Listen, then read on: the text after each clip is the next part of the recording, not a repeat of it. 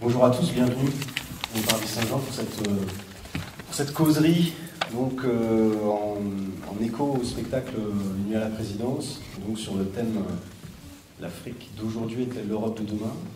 Alors on a le plaisir pour cette rencontre d'abord d'avoir toute l'équipe d'acteurs du spectacle qui est là dans la salle et qui participera évidemment au débat avec nous et aura l'occasion de répondre aux questions, voilà. Et puis on a aussi avec nous Jean-Louis Martinelli, le metteur en scène du spectacle. Bonjour Bill.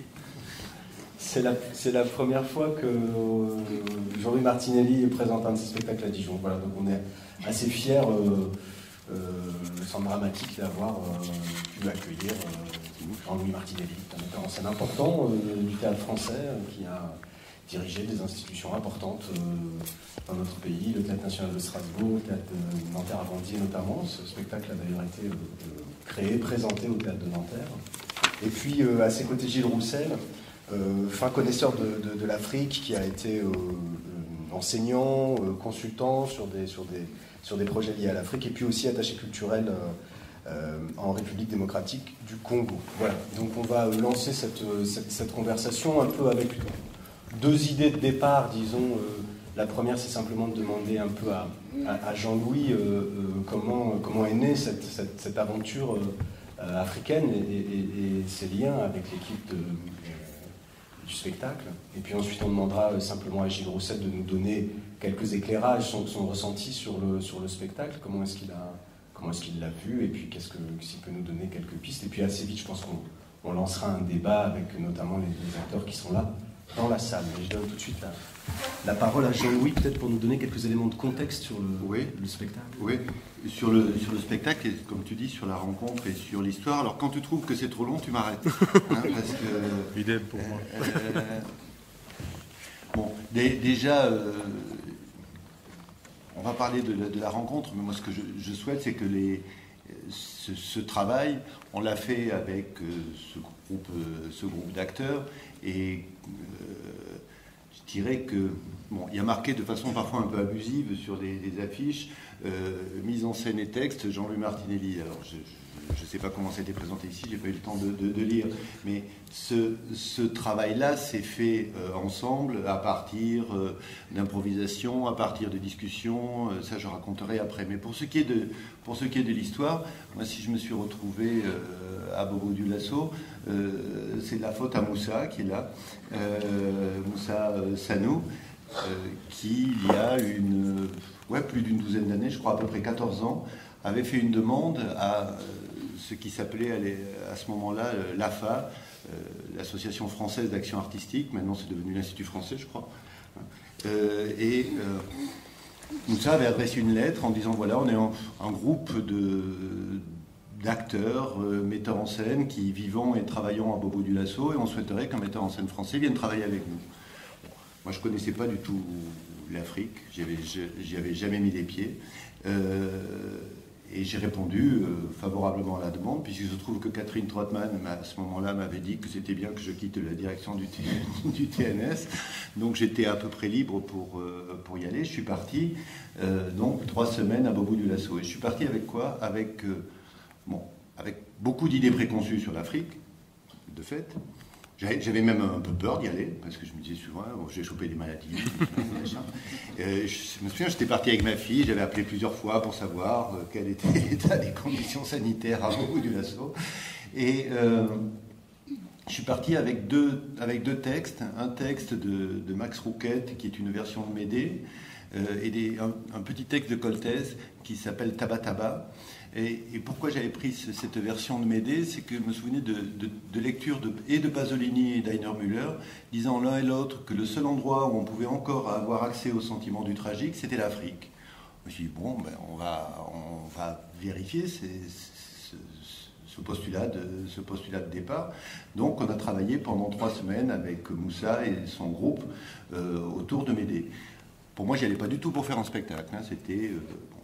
Et il se trouve qu'une relation personnelle, artistique et humaine s'est nouée avec Monsieur le Président.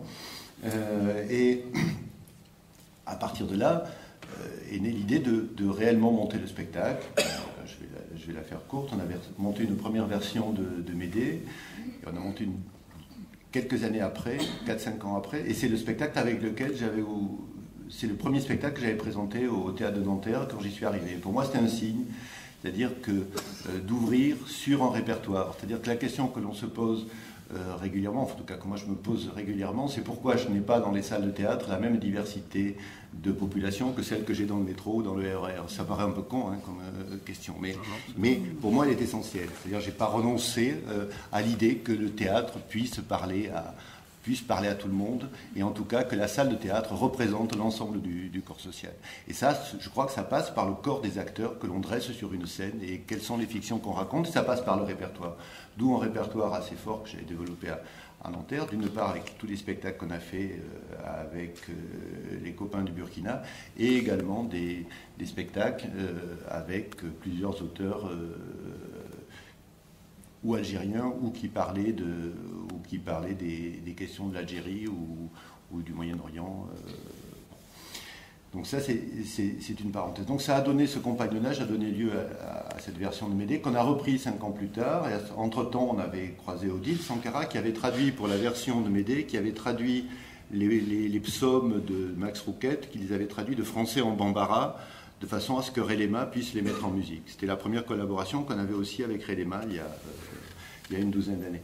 Ensuite, on a fait un deuxième spectacle avec Moussa, Odile et Charles Berling, qui est un spectacle qui s'appelait Mitterrand et Sankara, à partir d'une rencontre réelle qui a eu lieu entre François Mitterrand et Thomas Sankara, et rencontre à partir de laquelle Jacques Jouet, qui est un des auteurs de l'Oulipo, avait réécrit un texte, dans ce qu'il appelle, lui, le théâtre simple, s'il y en a qui sont des fans de Jacques Jouet. Donc ça, c'était le deuxième spectacle. Moussa, ensuite, est venu faire une création à Nanterre de notre spectacle, qui s'appelle « Je t'appelle de Paris », où il racontait sa première arrivée à Paris, et puis c'est des coups de fil entre Paris et Ouagadougou. Et pour dire comment les choses se font, parfois de façon un peu simple, ce spectacle a eu pour origine la dernière représentation de Médée aux Amandiers, et Moussa nous dit, tiens, il y a toujours un pot comme ça, et il nous dit, tiens, mais venez dans la petite salle, je vous ai préparé quelque chose. Et en fait, c'était une intervention d'une quinzaine de minutes, où il racontait sa première arrivée à Paris. Et petit à petit, c'est devenu un spectacle qui a tourné, qui a été repris par la suite. Et on avait le désir de travailler ensemble. On a commencé à faire un premier stage il y a 2 ans ou 3 ans peut-être maintenant, entre Ouaga et Bobo. Et je voulais travailler sur le film d'Abderrahmane Sissako qui s'appelle Bamako. Et donc on a fait un premier stage là, pour essayer de voir qu'est-ce qu'on pouvait faire de Bamako. Bon, j'ai eu le sentiment de ne pas y arriver. Tu peux peut-être dire un tout petit peu, je ne sais pas si tout le monde situe ce film, peut-être en dire un mot. Ouais, mais vas-y. Non, mais je peux. Je peux.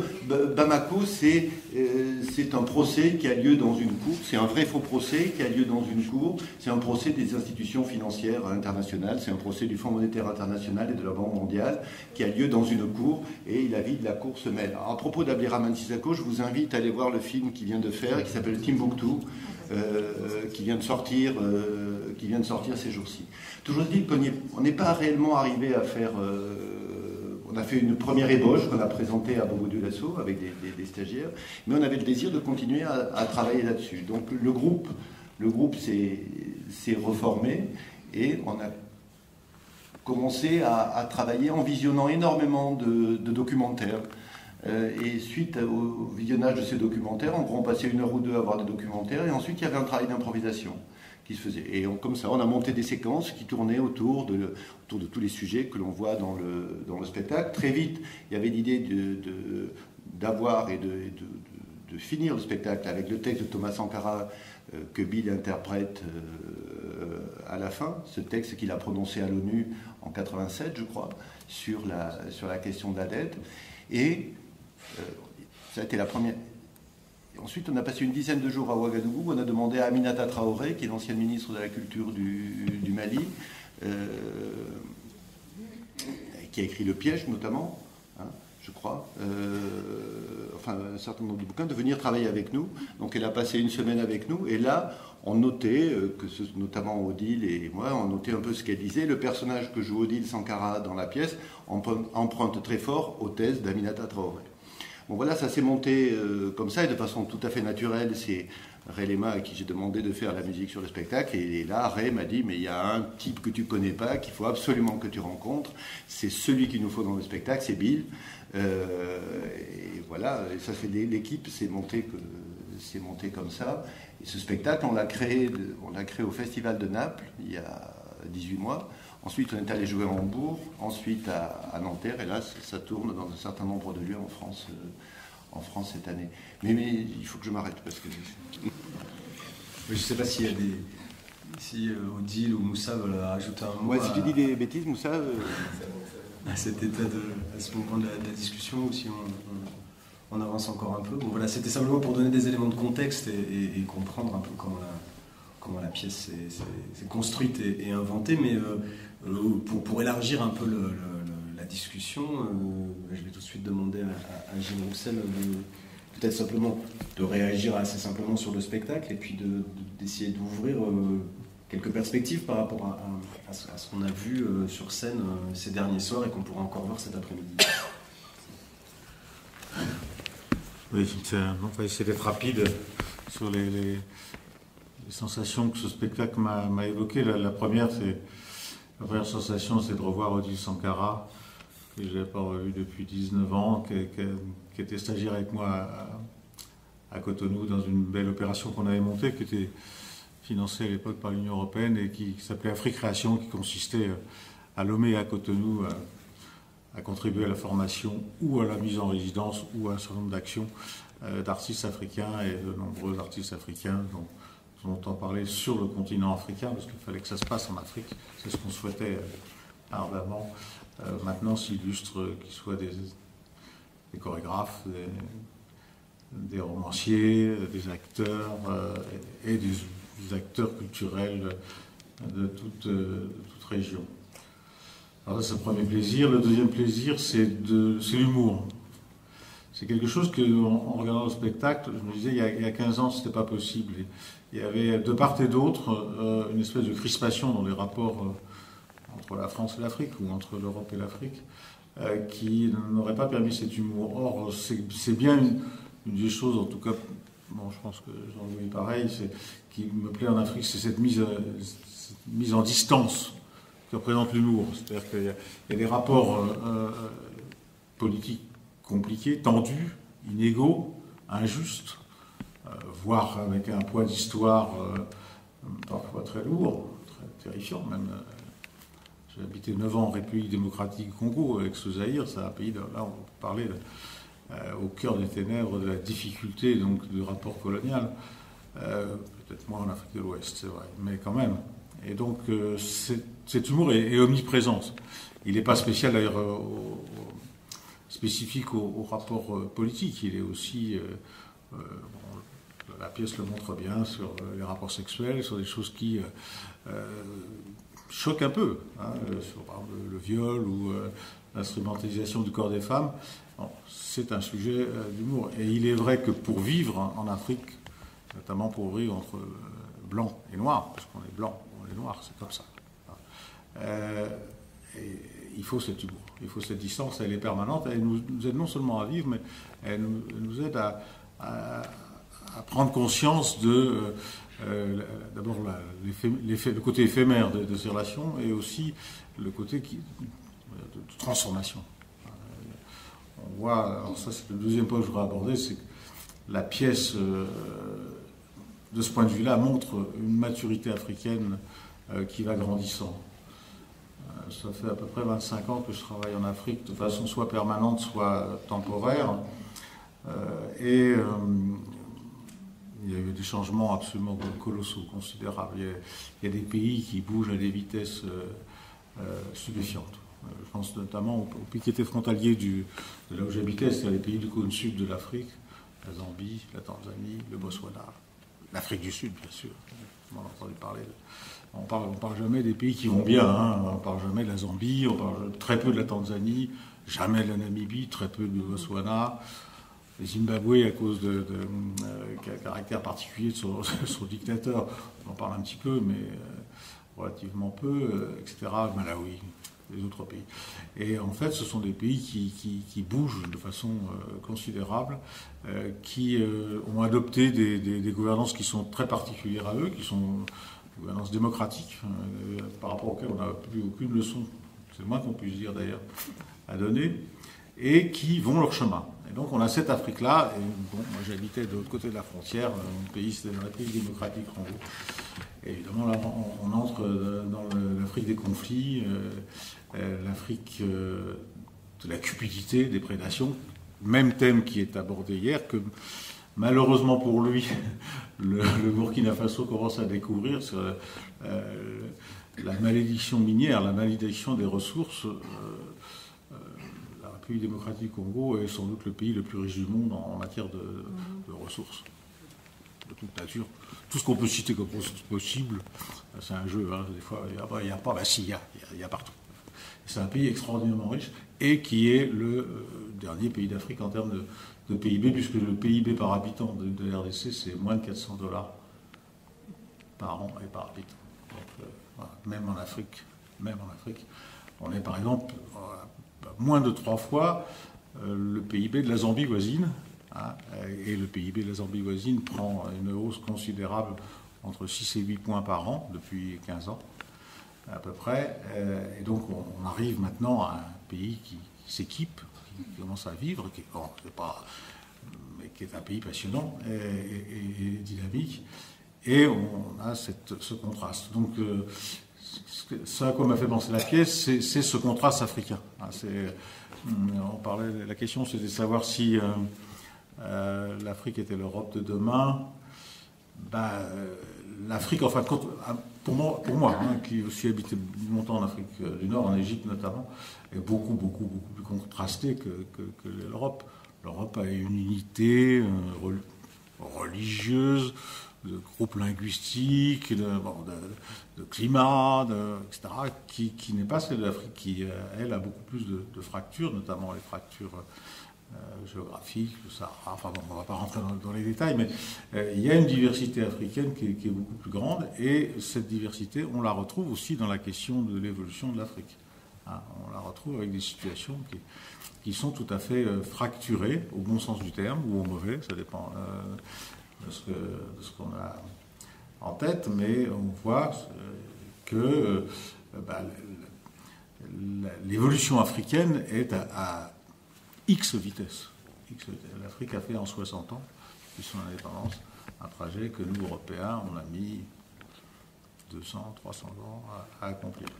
Et donc, c'est quelque chose d'impressionnant. Voilà ce que me faisait penser la pièce. Alors, la dernière chose auquel on pense, mais ça, on va revenir dessus, c'est évidemment la France-Afrique, ce rapport spécifique, alors que là, spécifique à la France. Je ne sais pas que les Anglais n'ont pas le leur, ou les Portugais, par exemple, n'ont pas le leur, bien sûr. Mais il est différent.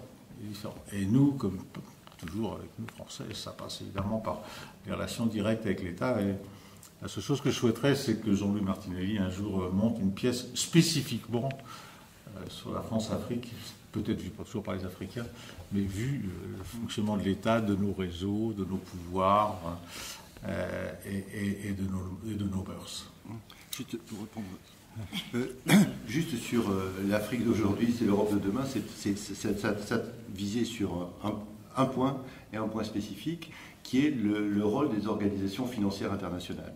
C'est-à-dire que on a, il est vrai que les dérives du capitalisme financier, je parle effectivement de ce que ça représente, et de ces organisations internationales, sont encore plus visibles en Afrique et depuis longtemps. Quand on parle d'ajustement structurel, ça consistait en quoi? Ça consistait, alors là vous me reprenez, mais c'est pour ça que c'est un peu chiant là qu'on soit que 3 blancs là. Ça ne va pas du tout, parce que je crois que ça correspond pas. Odile, Moussa, là, non mais c'est bon, parce que non mais c'est voilà, non, ça sans blague. Non, je ne les connais pas, parce que ce spectacle. On va leur passer la parole très vite. Mais ça représente pas le geste qu'on a fait. Donc là, vous mettez en porte-à-faux, donc ça marche pas l'histoire. Donc... Au moins Odile et Moussa avec nous. Ouais, voilà, parce que c'est les délégués syndicaux, c'est pour ça. Non, ça visait un point sur les ajustements structurels. C'est-à-dire qu'en gros, quand une organisation comme le FMI venait au secours d'un État, c'est en contrepartie, c'était de dire, mais ce qu'on dit dans le spectacle, bon ben voilà, il faudra que vous révisiez votre politique en matière d'éducation, en matière de santé, et la plupart du temps, ça se traduisait par une baisse de ce qu'on appelle chez nous les services publics. Et donc, qu'est-ce qu'on entend quand on entend les gens de Bruxelles nous parler? C'est la même idée qui est derrière, et c'est le même mécanisme. Donc, très précisément, ça visait ça. Cette espèce de façon de te dire, bon, ben, on vous aide au niveau du fric, mais en même temps réduisez. Et pourquoi faire? Ben, pour dégager davantage de profit. Au profit de qui? Au profit de quelques-uns. C'est un peu schématique, hein, mais en gros, c'est ce que ça visait, et non pas d'autres questions. C'est pour ça, moi, je rajoute juste une chose avant de poser tout de suite une question à Odile, mais c'est ça, moi, qui m'a aussi donné beaucoup d'envie pour accueillir ce spectacle, parce que je trouve qu'il parle presque plus de la France et de l'Europe que de l'Afrique. C'est pas simplement un spectacle documentaire sur l'Afrique, c'est une... D'abord, je trouvais qu'il réactivait une vieille idée tombée en déshérence qui s'appelait encore jusqu'au milieu du XXe siècle l'idée internationaliste, qui n'était pas simplement l'idée européenne, mais l'idée internationaliste, c'est-à-dire tout d'un coup, il y a quand même une sorte d'appel à la fois solennel, joyeux, consistant à dire depuis l'Afrique, frères européens, nous avons les mêmes ennemis, ce que je trouvais quand même un énoncé politique très puissant. Enfin, je trouve que nous manquons d'énoncés politiques puissants dans notre ère géographique. Moi, c'est ce que j'ai aimé dans ce spectacle, c'est sa capacité à redonner des énoncés politiques puissants qui, parce qu'ils venaient d'Afrique, la question de la dette, qu'on a tellement de mal à traiter nous aujourd'hui, pourtant n'oublions jamais que tout ce qui nous arrive actuellement, exactement dans le processus que vient de décrire Jean-Louis, d'ajustement structurel, la baisse de la dépense publique avec tous les effets qu'elle a, notamment sur le secteur culturel, je vous rassure, on aura l'occasion d'y revenir dans pas très longtemps dans ce théâtre et pour l'année à venir. Tout ce qui est en train de se passer actuellement en Europe, bien évidemment, procède des mêmes mécanismes. Et donc la désinvolture joyeuse avec laquelle l'adresse nous est lancée de « nous sommes le laboratoire de ce qui est en train de vous arriver », je trouvais que c'était une leçon pour nous et pas simplement un documentaire sur l'Afrique. Donc c'est ce que j'avais dit à Jean-Louis en sortant du spectacle, que je trouvais le spectacle très brechtien, c'est-à-dire qu'on désespère parfois de retrouver des spectacles qui, avec simplicité et force, nous redonnent des énoncés politiques à méditer. Et je pense que si on avait mis sur scène simplement des Européens en train de dire les ajustements de Bruxelles nous font du mal, quelque chose aurait été inaudible pour nous. Et tout d'un coup, la mise en perspective nous redonne de la force et propose des nouvelles stratégies d'alliance mondiale absolument inattendues, plutôt que d'être là à tourner en rond dans cette banque énorme qui s'appelle l'Europe, hein, qui n'est jamais qu'une énorme coffre-fort avec des frontières autour, quoi, en gros, à peu de choses près. Nous vivons, je le rappelle, parce qu'on oublie toujours, dans la zone géographique la plus riche du monde. La plus riche du monde. Ensuite, on peut nous expliquer à l'infini qu'on est endetté, que je ne sais pas quoi. Tout ça est dérisoire si on compare la richesse des pays dans lesquels nous vivons à l'échelle de la planète, bien entendu. Voilà. Je voulais simplement revenir sur une chose que disait Gilles Roussel à l'instant et poser la question à Odile. C'est justement sur la question, pour le coup, de la situation de l'Afrique aujourd'hui. Tu disais tout à l'heure, quand on discutait, que pour toi, quelque chose changeait, notamment dans la jeunesse africaine aujourd'hui. Ce serait peut-être intéressant de t'entendre là-dessus.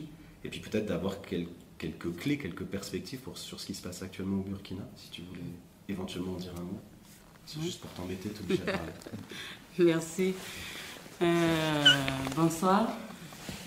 Oui, c'est vrai. Moi, je pense que la situation politique en Afrique est très complexe. Gilles l'a dit tout à l'heure. Les démocraties qui sont arrivées suite au discours de la Baule en 90, donc en 91, nous sommes partis à la démocratie sans préparer les populations. C'est-à-dire, Mitterrand dit aller à la démocratie, dès le lendemain, nous sommes allés à la démocratie. Donc nous n'avons jamais pris le soin de préparer les populations au vote, de comprendre ce qu'est la démocratie. Donc il y a une difficulté à ce niveau-là, et nous avons vu ce que les démocraties ont engendré. Ça a engendré des guerres. Des guerres parce que aussi ça a été récupéré de façon perverse par nos pouvoirs politiques, par nos dirigeants, qui en ont fait quelque chose au profit d'une famille, d'un groupe, d'une communauté de personnes. Et donc ça a donné ce que tout le monde sait. Ça c'est bien relayé d'ailleurs par la presse internationale. Comme disait Gilles, quand ça ne va pas, c'est bien relayé. Ça, le monde entier sait que c'est très difficile. Mais bon, de toute façon, une démocratie ne se construit pas en quelques jours, en quelques années. Il faut du temps. Mais on prendra le temps qu'il faut. Et donc, à ce niveau-là, c'est très difficile. Et nous ne pouvons pas intervenir et changer les choses à partir des urnes. Parce que tout est truqué, c'est ce qu'on dit dans le spectacle d'ailleurs. Les urnes sont trouées, l'appareil est truqué. L'histoire de trouer d'ailleurs m'est venue après la mort de Yadema au Togo. Le fils Yadema organise les élections. Et à la télé, je crois il y a encore les images, ça a fait le tour du monde. Quand les militaires ont su qu'ils n'allaient pas gagner au vote, ils ont brûlé des urnes. Il y a des urnes qu'ils ont ramassées, qu'ils ont pris à toute vitesse et les bulletins tombaient, c'était troué, ça tombait, mais quand même ils ont capitalisé, ils ont dit il a gagné les élections. La France était d'ailleurs le premier pays à le féliciter. Donc c'est difficile de changer, d'apporter le changement à partir de cette soi-disant démocratie. Donc à partir des élections, nous n'arrivons pas à faire bouger les choses. Et donc il y a une alternative, et pour moi l'alternative c'est la jeunesse africaine qui a une ouverture au monde, parce que les médias aussi sont arrivés en Afrique. On a des multi-chaînes à domicile, on a une grande ouverture d'esprit aujourd'hui, on comprend les intrigues qui se passent en tout cas dans certaines aires géographiques. Et donc il y a une éducation parallèle qui se fait comme ça à travers nos populations, au sein de nos populations, qui fait que la jeunesse se dit maintenant l'alternative viendra d'elle. Et donc on a des exemples, par exemple au Sénégal récemment, c'est la jeunesse qui a fait partie Wade, avec le mouvement Y en a marre, où des artistes et des citoyens de la société civile vont créer un mouvement pour faire partir Wade. Au Burkina, c'est la même chose qui est arrivée. C'est les citoyens qui ont fait partir le président. Et bien sûr, ça vient de tout un processus, parce que le Burkina a cette particularité d'avoir une histoire assez rebondissante, soit politiquement, soit socialement, et qui a amené une maturité. Gilles parlait de maturité de la population africaine. Il y a une grande maturité aujourd'hui, et notamment au Burkina, et nous avons une culture très populaire, politique et traditionnelle populaire. Et ça a payé ses fruits, et qu'on est arrivé à mettre Blaise dehors aujourd'hui. Et donc, moi je crois qu'il y a une citoyenneté mondiale à construire. Comment, je ne sais pas, mais les changements viendront de la prise de conscience des populations, de simples citoyens, du citoyen lambda, qui n'a pas une voix ni politique ni économique, mais qui a une force centralisée à travers des valeurs que nous portons, une sorte de dignité, voilà, c'est des mots un peu révolus, on va dire, mais en tout cas que nous essayons de porter encore, une intégrité. On essaie de la porter au Burkina, même si le nom du pays porte sur ça. On est toujours en quête de cette intégrité qui n'est pas facile à porter et à vivre. Mais voilà, moi je crois qu'il y a un mouvement, ça bouge beaucoup. Ça bouge beaucoup. Les artistes, les artisans, il Et donc, voilà, il y a une envie comme ça, une boulimie de la société civile, mais qui n'arrive pas non plus à s'organiser. Ce n'est pas évident, hein. C'est difficile parce que dès qu'il y a une organisation, un mouvement, le politique, il va foutre le pied dans la fourmilière. Ils vont récupérer un individu dans le mouvement, dans le groupe, et qui saccage les choses et qui remet à plat. Et donc, on est sans cesse en train... Donc, je ne sais pas si, voilà, comment on va y arriver. Il faut une action collective à un moment donné parce que individuellement, voilà, on peut avoir toute une conduite, une envie, un désir, mais si à un moment donné, il n'y a pas un sursaut collectif communautaire, c'est difficile d'y arriver. Voilà. Je crois que la difficulté aujourd'hui en Afrique, elle est là. Elle est dans l'action commune. Voilà, c'est un peu, voilà, ça complétera ce que j'avais à dire. Oui, il y a un point sur lequel je voudrais insister, vous deux. Bon, c'est un petit peu évidemment décousu tout ce qu'on dit, puisque le sujet est énorme. C'est cette question de France-Afrique et la question du rapport spécifique de la France avec les anciens pays coloniaux dans l'ère linguistique francophone. Si on regarde une carte de l'Afrique de nos jours, en tout cas d'Afrique subsaharienne, on voit que tous les pays anglophones, disons de langue anglaise, sont en plein développement.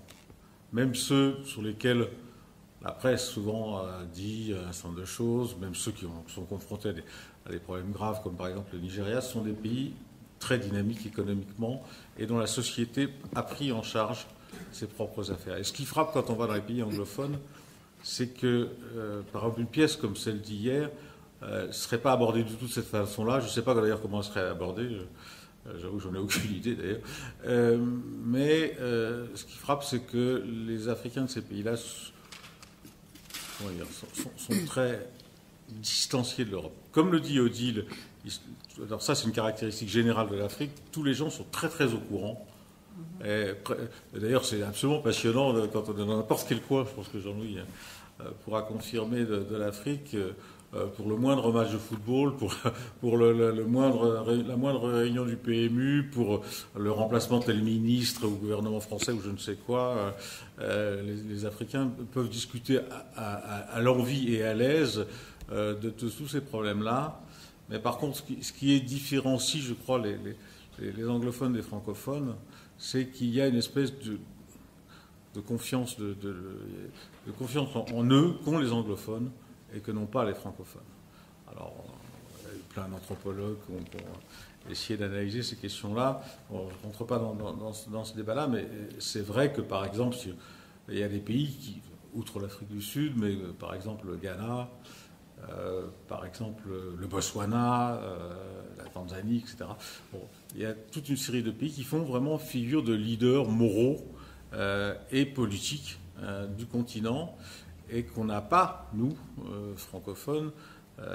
Ça aurait pu être, ça peut-être, ça sera le rôle joué par le Burkina. Peut-être à un moment on a pensé que le Sénégal pouvait jouer ce rôle-là, mais le Sénégal n'a pas la dynamique économique et donc l'envergure et la capacité à entraîner ce mouvement-là. Et je pense qu'une autre des raisons, elle est évidente, c'est ce qui est abordé dans la pièce, c'est le fait que la France joue encore un rôle, tire les ficelles en Afrique, ce qui est sans doute beaucoup moins le cas de la Grande-Bretagne. Et quand on parle du dictateur burkinabé, il a été quand même exfiltré par les services français. Ça n'a fait, 3 lignes. Ça n'a fait que 3 lignes dans la presse. Ce qui je trouve tout à fait scandaleux. Et voilà, c'est comme ça que ça fonctionne. Et je pense qu'on a,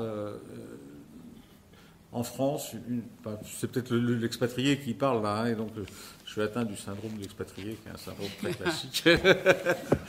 Et ça m'énerve beaucoup de voir qu'on va nous mettre des tartines sur Ebola, quelque chose de grave par ailleurs, hein. Enfin, pas pour les Européens quand même, d'après ce que j'ai pu comprendre, alors que des épidémies comme ça, il y en a eu des dizaines et des dizaines, bien plus graves. Dans ma seule ville de Lubumbashi, où j'ai vécu 8 ans, j'ai vu des épidémies dans une seule ville, hein. seule ville. De choléra, par exemple, bien plus meurtrière que les pauvres personnes qui sont nées de cette épidémie, malgré tout redoutable, qu'est Ebola.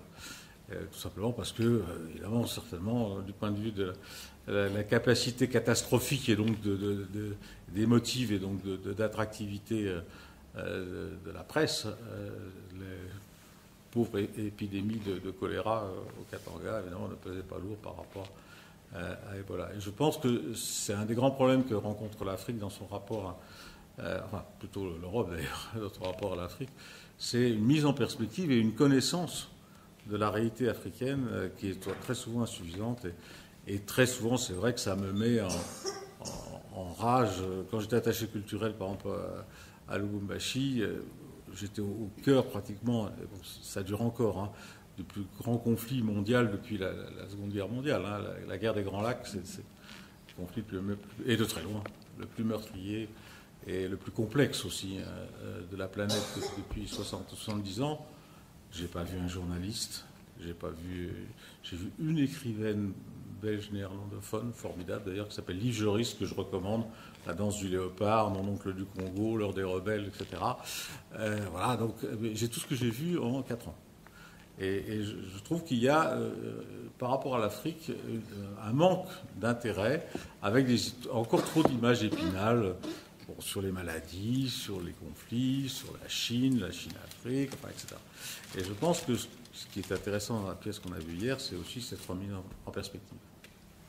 Mais je rebondis juste sur une question, quand même, d'approfondir un peu ce problème-là, la différence entre l'Afrique francophone et l'Afrique anglophone. Je veux bien que les anthropologues se penchent sur la question, mais effectivement, on a quand même envie d'interroger l'inconscient colonial français, ou son conscient colonial, qui se lie aussi dans l'incapacité totale de la France à accueillir dignement des populations désormais françaises, mais issues de l'immigration coloniale française.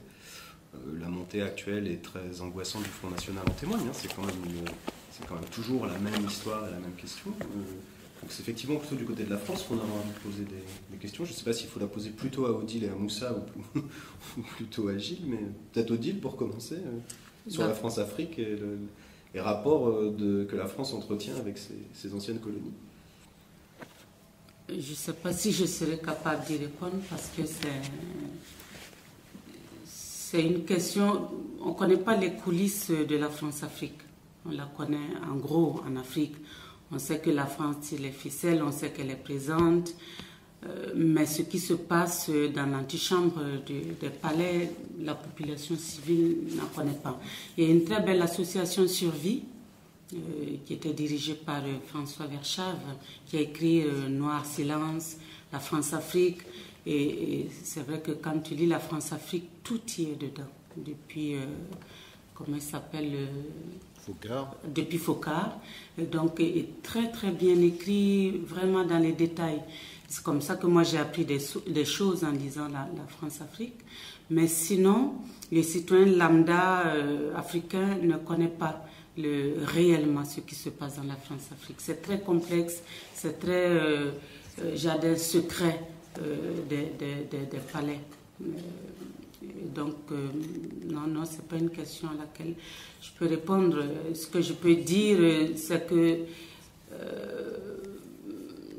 que, voilà, politiquement, moi, c'est au niveau, ce que j'ai dit tout à l'heure, au niveau de la démocratie, mais il faut aussi que les pays africains sachent ce qu'on veut faire de la démocratie et quel genre de démocratie voulons-nous faire. Et moi, je crois que l'accent doit être mis à ce niveau, mais c'est la responsabilité aussi des Africains. C'est notre responsabilité.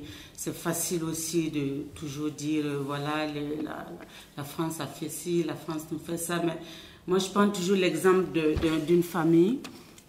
Quand on met au monde des enfants, à un certain âge, on prend sa majorité, et puis on regarde les parents dans les yeux, et on dit, papa, je ne suis pas d'accord.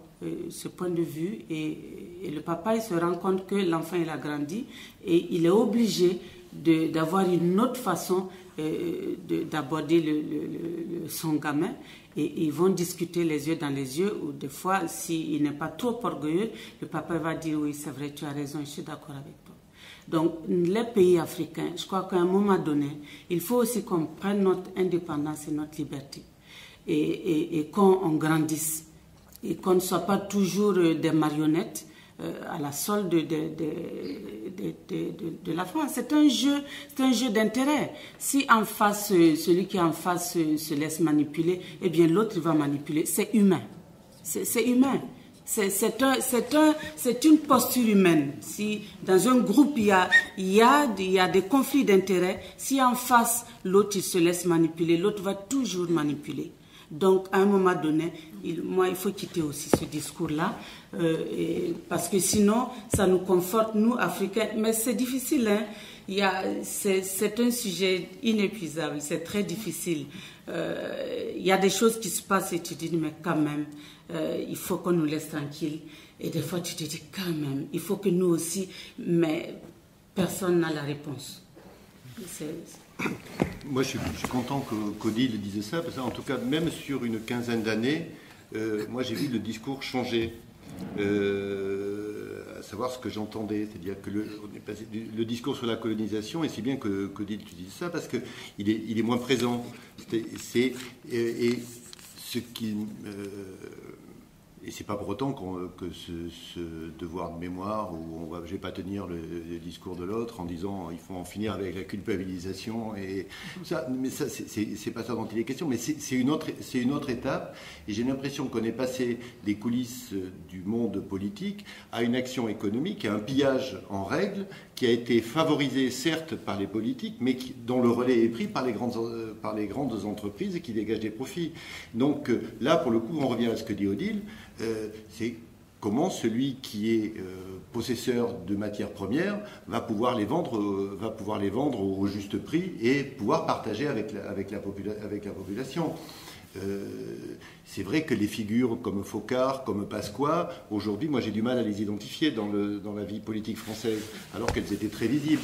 Bon, juste une anecdote, mais qui renvoie à cette période-là. La première fois que Moussa est arrivé, que je suis allé le chercher à l'aéroport, il me dit « Je voudrais qu'on passe par Longchamp. Hein, tu t'en souviens ? Je dis, qu'est-ce que tu veux foutre à Longchamp? Tiens, pourquoi moi, je ne le connaissais pas, il arrive de Burkina, il veut passer à Longchamp. Il dit, non, mais je connais bien Longchamp, parce que j'en entends parler tous les dimanches, parce qu'il y a un PMU à Ouagadougou, et on parie sur les courses de Longchamp. Je dis, ah bon? Et il me dit, ben ouais, mais tu sais qui c'est qui a créé la société du PMU au Burkina Faso? Ben, c'était Charles Pasqua. Donc Charles Pasqua est propriétaire de la société du PMU du Burkina Faso. Donc, et va faire du fric à l'endroit où chacun sait qu'il y en a beaucoup, à savoir au Burkina Faso, et ceux qui jouent au... Bon, c'est des petites histoires comme ça. Alors là, elles sont un peu démasquées. C'est cette collusion entre le politique et l'économie. Moi, ce que je trouve aujourd'hui, c'est qu'il y a et quand tu parles de la jeunesse, la difficulté pour renverser, c'est facile, c'est pour mettre qu'est-ce qu'on met en place, mais en tout cas la culture politique, mais même en 15 ans, a radicalement changé. La parole circule beaucoup plus librement et sur des analyses économiques que de tout un chacun. Donc, et je crois que c'est ensemble qu'on a à sortir de ce mouvement-là, et c'est ce que je trouve moi j'ai trouvé très réjouissant dans les répétitions, y compris dans les trucs d'improvisation, qu'on puisse se dire entre noir et blanc, sans culpabilité, sans faux semblant, qu'on puisse envoyer à la gueule ce qu'on avait envie de s'envoyer à la gueule. Et pour autant, cette histoire-là, elle nous traverse. Moi, je me souviens une fois où Odile m'a mis très fortement en colère à Ouagadougou, où je sais pas ou c'est parce que je suis un peu paranoïaque, mais ce qui est normal pour. Mais oui, tu me fais une réflexion. Non, mais pour un blanc, je veux dire, si on a un tout petit peu de conscience, conscience politique, on est très mal. Et Odile, je ne sais pas quelle réflexion tu me fais. Je dis, putain, tu recommences pas avec ça parce que ça va pas. Moi, je me casse tout de suite. J'avais pas envie de jouer ce rôle-là. Et c'est vrai que ça nous traverse. Le signe tout à l'heure, là, quand on arrive ici, tiens, et pour le coup, on parle de théâtre, de mise en jeu. On arrive, il y a un canapé, il y a un noir et un blanc. Hein. C'est un peu con, notre idée scénographique. On s'est dit, on va faire un spectacle en noir et blanc. Bon, même s'il y a qu'un blanc, Nicolas, qui est dans le spectacle. Mais on arrive là, et tout à coup, je me dis, mais c'est pas possible. La prise de parole, elle est pas admissible. Quel signe on donne, nous, là? Et vous voyez, et ça nous rattrape. L'histoire nous rattrape toujours. C'est comme la faute tragique. Donc on doit faire le travail cathartique pour passer sur cette chose-là. Mais j'avoue qu'au bout de 12 ans, je fais pas. Je me pose plus la question du noir et du blanc. Donc, je ne vous aurais pas du tout tenu ce discours-là il y a une douzaine d'années. À force de travail comme moi, je ne me pose plus cette question-là. C'est celle d'un sujet qui est tombé sur la planète à un moment donné. Bon, il y en a un qui est noir, l'autre qui est blanc. Mais, et avec un principe très simple. Un individu, à quelque endroit du monde, a les mêmes droits et les mêmes devoirs que tout autre individu à quelque autre endroit du monde. Si le droit international se bâtit sur ces bases-là, c'est pas très compliqué. Et je tiens ça de monsieur qui s'appelle Pierre Truche, qui était un des grands juristes français, qui me dit qu'il faudrait qu'on rebâtisse le droit international, qui était procureur au procès Barbie. Et juste à partir de ce principe, c'est pas la peine de partir sur des grandes idées, et on reconstruit tout à partir de là.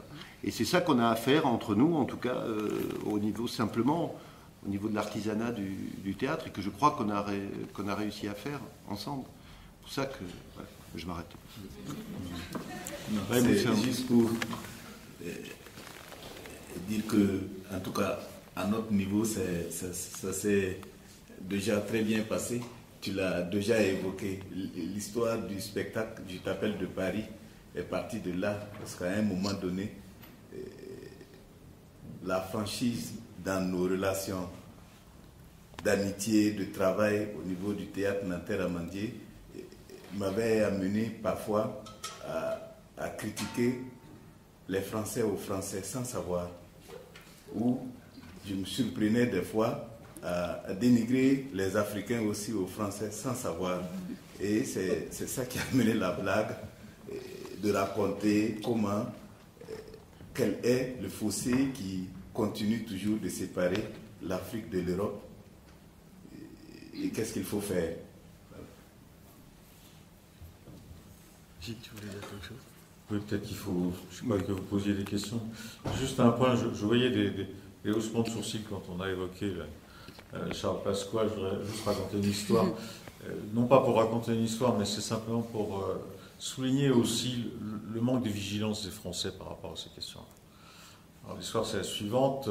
Pasqua arrive. Alors à un moment, le Togo, on était au Togo, hein, donc la structure dont j'ai parlé tout à l'heure, Afrique Création, était basée au Togo. Et c'était le seul moment depuis l'indépendance du Togo où le Togo a failli basculer côté démocratique, puisque le dictateur Eyadema a été contraint de laisser le pouvoir à un Premier ministre qui était le président de la Ligue des droits de l'homme, et il devait y avoir des élections générales. Donc on est en 1992, c'est 91-92. Et voilà, nous on est installés là-bas, et il se trouve qu'en plus nos locaux étaient juste en face à la primature, c'est-à-dire la résidence du Premier ministre, résidence par rapport auquel le dictateur en question, sur lequel le dictateur en question a fait tirer au canon quelques semaines plus tard. Et donc nous on est partis au Bénin, puisque l'ensemble des partenaires ont jugé que c'était plus nécessaire d'aller travailler dans un pays qui avait ce virage-là. Et donc, M. Pasqua est arrivé au Togo, et il a fait toute une série d'interventions à la télévision vantant les mérites d'Eyadema, donc le dictateur. Il a fait des interviews dans la presse, et la presse, à l'époque, donc, puisque on était dans ce qu'on appelait la conférence nationale, hein, il y a eu cette époque donc, des années 90, qui était initiée d'abord au Bénin, sous l'égide d'un archevêque, Monseigneur da Silva, et qui a fait Flores pour le meilleur, mais parfois aussi avec disons des duplicités politiques. Bon, je ne rentre pas dans les détails. Et donc la presse fait son travail, la presse togolaise fait son travail, elle enquête, et elle s'aperçoit que M. Pasqua, sa femme, qui elle n'a jamais été inquiétée, son fils, qui lui heureusement a été inquiété, sont partis vers le nord et ont alimenté tout un trafic de mallettes avec la complicité de l'armée française, qui ensuite a emmené ses mallettes au Centrafrique. Nous avons récolté l'ensemble des coupures de presse, des revues de presse consacrées à ces événements. C'était le Canard enchaîné, Claude Angeli. Claude Angeli dit d'accord, on va le publier. Et il me dit comme ça, stupéfié, il me dit, mais vous savez, on va faire notre travail au maximum. On va faire plus d'une demi-page dans le Canard enchaîné, et ça n'aura aucun effet. Comment ? Voilà, on a quasiment la preuve que on était en 92, donc c'était un gouvernement de gauche, donc pour utiliser l'avion de l'armée française, il fallait quand même que tout le monde soit un peu lié à ces événements-là. Et il me dit, ça n'aura aucun effet. Et effectivement, ça a été publié, ils ont fait admirablement bien leur travail, et ça n'a eu strictement aucun effet. Un ancien ministre, futur ministre à nouveau, vous voyez la situation, je ne l'analyse pas. Ça n'a eu aucun effet, aucune protestation, aucune plainte en justice, rien. Voilà. Et donc je pense qu'un des grands problèmes de la France-Afrique, elle naît de là aussi. Elle vient aussi du fait que depuis les indépendances, la France-Afrique, c'est la continuation de la colonisation, évidemment, sous d'autres formes, et heureusement beaucoup plus insidieuse, mais enfin réelle, c'est la poursuite de cette colonisation par d'autres formes. Et je pense que les citoyens de ce pays feraient bien quand même d'être beaucoup plus vigilants et beaucoup plus critiques par rapport à ça, parce que ça ne met pas tellement en cause, en fin de compte, l'Afrique, ça met surtout en cause, évidemment, notre propre système politique. Et comme vous savez, on a un pays qui est à l'abri de tous les lobbies et de toute corruption, mais il suffit de regarder ce qu'ils valent, mais les classements sur la corruption, et on voit qu'une des raisons pour lesquelles notre pays est loin d'être exemplaire sur ce terrain-là, c'est notamment ce comportement par rapport à l'Afrique. Voilà, peut-être c'est à vous de maintenant poser des questions ou de donner votre opinion. On va faire passer un micro si elle est. Je ne connais pas du tout l'Afrique. La seule Afrique que je connais, c'est à travers le monde diplomatique, donc c'est peu de choses. Et je voudrais revenir sur vous avez parlé d'humour partagé. Et est-ce que le discours de Dakar n'a pas permis justement d'augmenter, de partager cet humour? Parce que je trouve qu'il y a beaucoup de choses depuis qui nous ont montré que le népotisme c'était aussi chez nous. Tout ça c'est partagé, quoi. Et le discours de Dakar a dû quand même contribuer, parce que depuis, je pense qu'on s'est un peu penché sur le problème. On a découvert que l'Afrique, ils ne sont pas loin du tout. Et la question que je me pose, c'est comment est-ce qu'un homme politique comme Sarkozy a pu prononcer un tel discours dans l'université de Cheikh Anta Diop? Tu peux parler, c'est ce qu'on me demandait. Alors, donc le discours de Dakar, c'est effectivement un discours célèbre de Nicolas Sarkozy. Tout le monde sait ce que c'est, avec des... Mais je ne sais pas qui lui avait écrit. Odile, tu veux dire un mot sur... Voilà, Guénon. Guénon, hein. Tu veux dire un mot sur l'histoire? Non, je crois que... sur l'effet que ça a produit. Enfin, l'effet, ouais. On s'est posé la même question. Comment se fait-il qu'à l'université, il y avait des étudiants, Ouad était là, et que Ouad même cautionnait le discours. Il avait des signes d'acquiescement quand Sarkozy parlait. Il y a encore des images. Et ça montre aussi ce que je disais tout à l'heure par rapport à la situation, des fois, de passivité ou de léthargie d'une certaine société africaine. Ce n'est pas admissible dans un lieu comme ça, avec des gens qui étaient là, et pas des moindres, les étudiants, le président, toute sa cour, qui a cautionné le discours. Sarkozy ne devait même pas terminer son discours. Oui.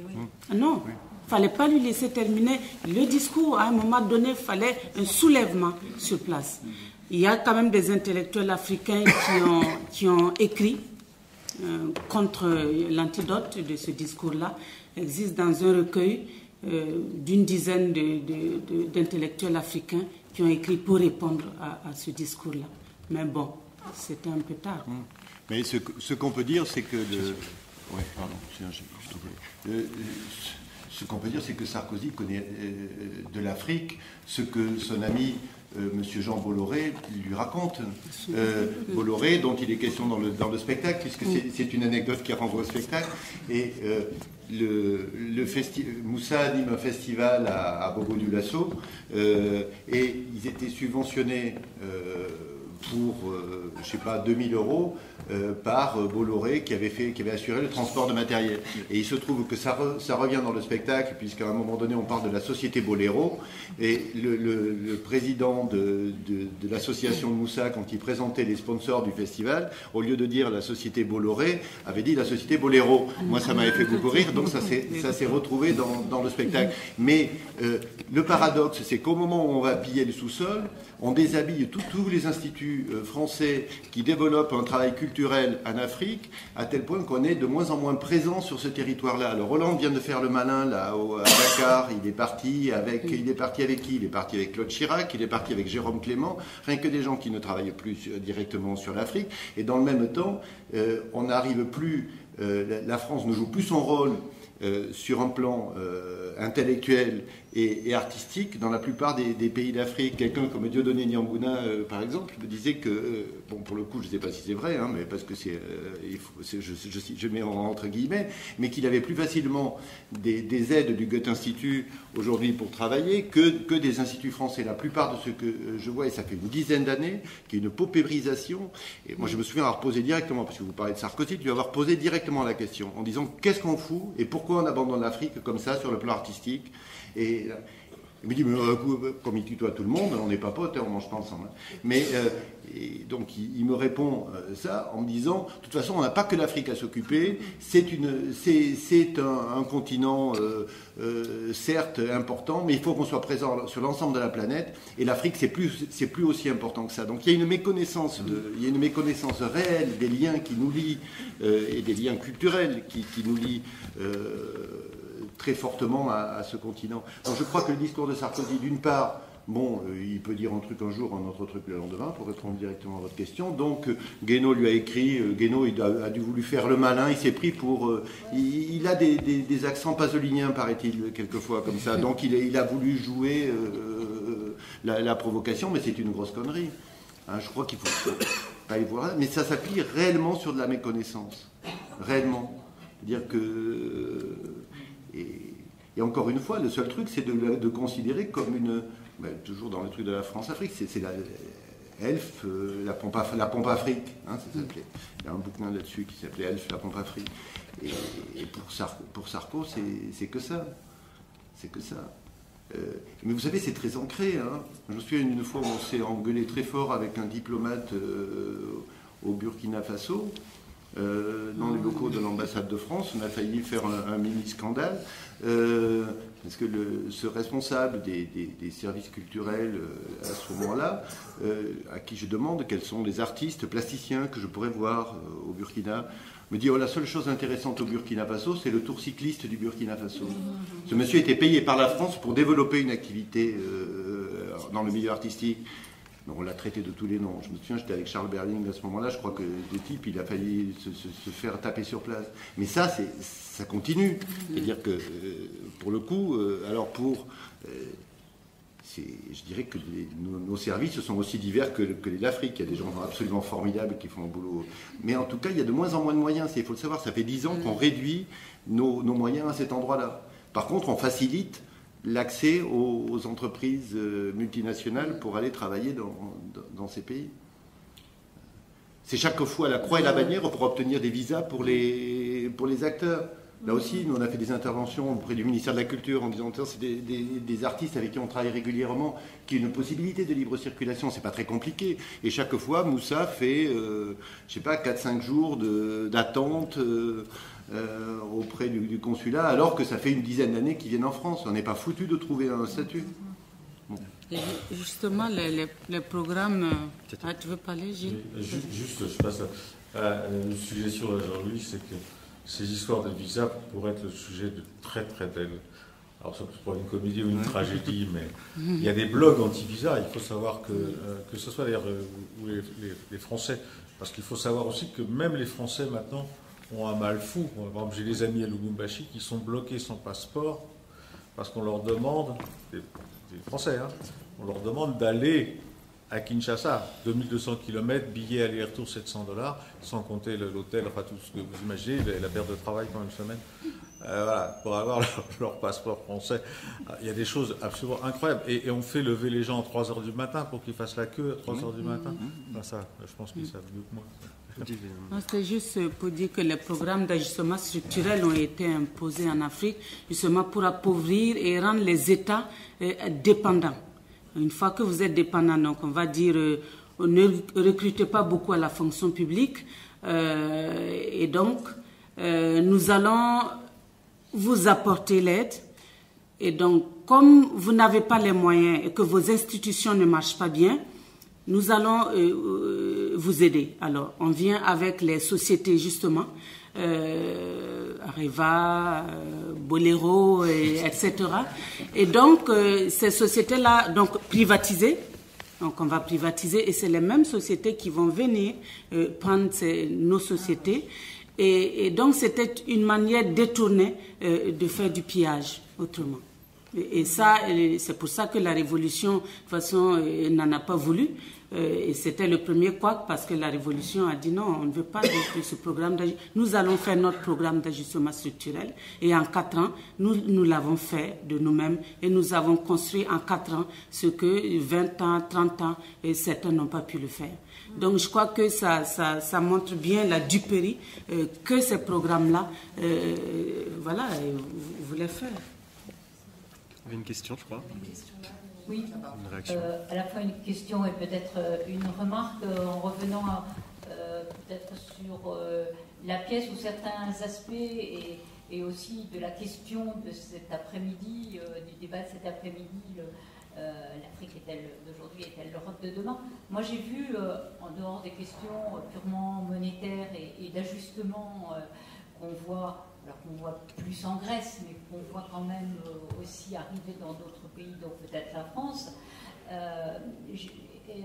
La question aussi de l'exercice du pouvoir, d'une certaine spectarisation de la corruption aussi, mais j'ai vu aussi, et c'était le discours tout à l'heure d'Odile Sankara qui m'y faisait évidemment repenser, c'est qu'on a aussi une crise de démocratie qui est différente, mais qui est la désaffection de la démocratie et aussi l'organisation, pour le petit côté d'espoir, l'organisation de la société civile ou des essais d'organisation dans des mouvements alternatifs, dans des mouvements de transition, des indignés dans d'autres pays, etc. Il y a aussi une recherche, un sursaut d'une autre, peut-être d'une autre forme aussi de démocratie et plus de la société civile et plus participative aussi. Voilà, on est aussi dans cette critique, dans cette crise, dans cette critique et dans cette recherche.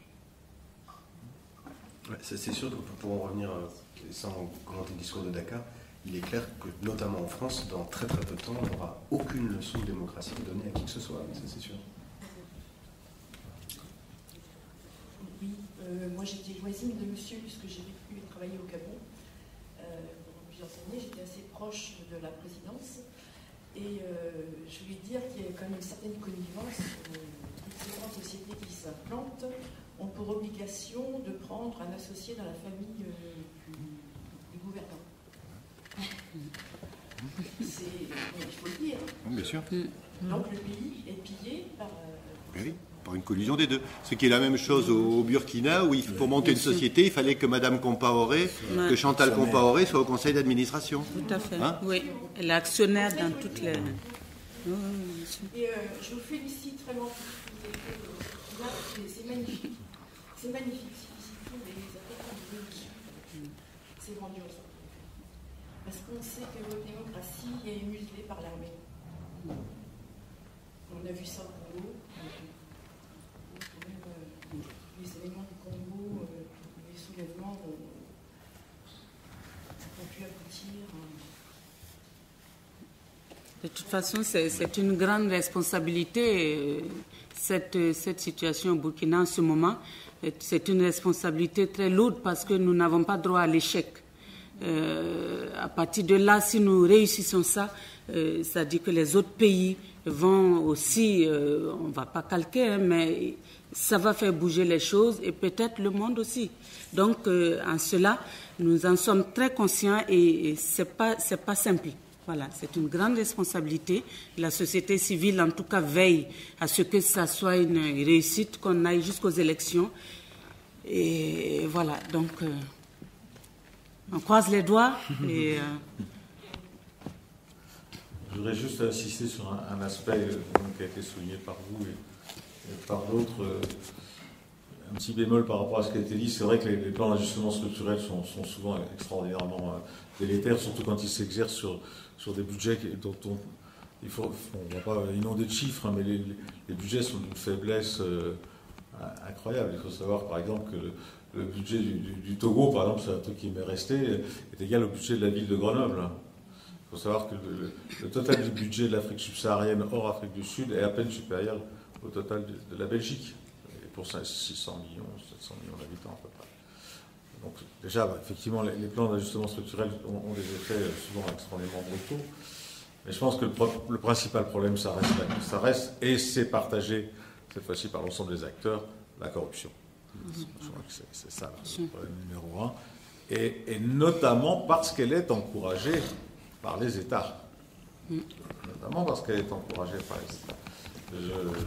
Quand Sarkozy est passé à Kinshasa, il a signé un contrat de prospection pour tout l'uranium de la RDC. Il faut savoir que la bombe atomique d'Hiroshima a été fabriquée, l'uranium vient de Chinkolowe, qui est du Katanga, qui est à côté de Likasi.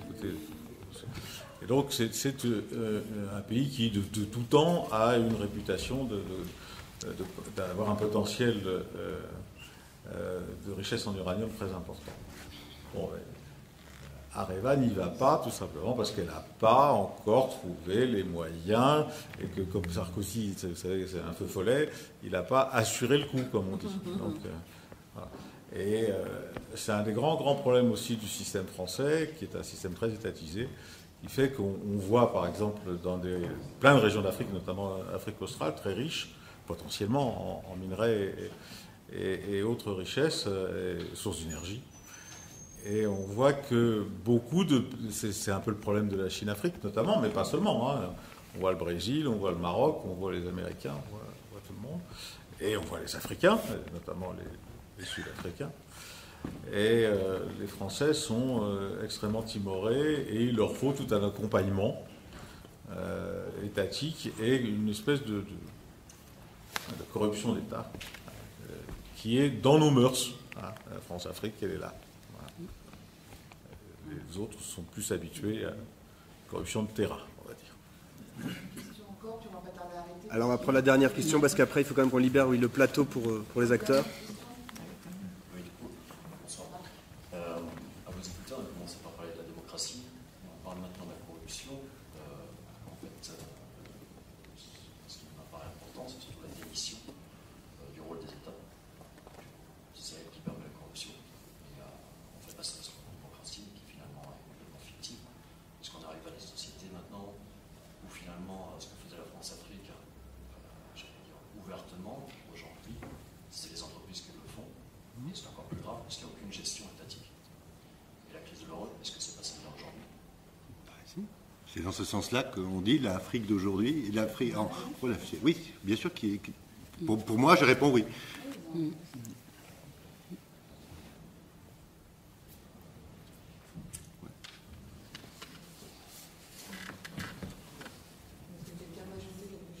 Non, mais ce qu'on peut dire simplement pour conclure et ouvrir, c'est que cette question-là, la question que vous posez, c'est-à-dire la réduction croissante des espaces publics, on pourrait dire même des espaces communs, la démission des institutions politiques et sociales qui doivent garantir l'existence des espaces communs au profit de l'extension sans fin des intérêts privés, ce jeu-là, qui est le seul chemin qui est proposé aujourd'hui aux populations d'Europe et du monde même en général.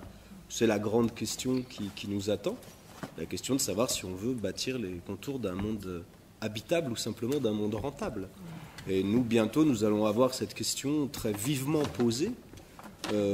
Et on le sentira pour une raison très simple, c'est que nous commençons à voir avec netteté, c'est pour ça que la question de l'Afrique comme laboratoire paraît importante, c'est que simplement si on pousse à leur terme les politiques libérales dont l'objectif est toujours, mais avec conviction, je veux dire, je dis ça, il ne faut pas se tromper sur le libéralisme, c'est une théorie politique conséquente, c'est une théorie politique construite, c'est pas simplement un vernis mis autour de la cupidité, il y a des gens qui y croient. C'est bien ça le problème, d'une certaine manière, actuellement. C'est qu'il y a des gens qui pensent sérieusement que le seul chemin, aujourd'hui, pour sortir le monde de ses difficultés, est d'aller plus loin dans ce mouvement de réduction de la sphère du commun. L'idée même de baisse à tout prix de la dépense publique partout, etc., qu'on continue à entendre de façon insensée, d'une certaine manière. Bon, donc là, il y a presque un dialogue qui doit s'ouvrir, j'allais presque dire, avec les libéraux pour leur faire admettre l'échec finalement de leur proposition. Enfin, il y a une chose qui est presque de cet ordre-là. Non, bien sûr. Mais c'est là ça que je voulais dire, c'est que ce qui se passe, et c'est pour ça qu'on peut dire l'Afrique sert de laboratoire, c'est que l'élément qu'on peut avoir, c'est certains besoins fondamentaux des populations ne sont plus couverts. Voilà. C'est en train d'arriver en Europe, c'est-à-dire qu'on a une régression sur la couverture des besoins des populations. Et je pense que moi, je me parlerai uniquement de ce qui me concerne. Les besoins en matière de culture de la population française ne vont plus être couverts. C'est-à-dire que la couverture de ces besoins, qui n'a fait que croître depuis la guerre, régresse depuis au moins 15 ans, et que la régression va prendre des proportions dramatiques. Dramatiques, pas simplement en termes de préparation de l'avenir. Je veux dire, personne ne peut avoir comme projet d'avoir une jeunesse ignorante et déculturée. Voilà. A priori, ça ne peut pas être un projet pour une société. Oui, et si on suit ce que dit Odile et ce qu'on a vu du Burkina en disant j'espère que ça sera un exemple pour l'Afrique, j'espère que ça sera un exemple pour l'Europe, parce que moi je ne vois pas comment, quand tu dis, et c'est bien parce que tu crois encore dans la vertu de la conviction et de la capacité de convaincre des libéraux, je ne vois pas pourquoi des gens qui s'en foutent plein les poches, on arriverait à les faire changer d'avis sur la façon d'organiser l'état du monde.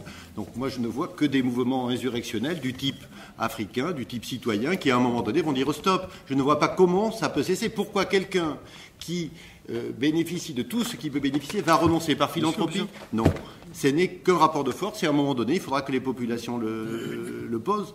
Bon, alors peut-être qu'on n'en arrivera pas là, mais Podemos peut-être, disent en Espagne. Donc Podemos. Mais je suis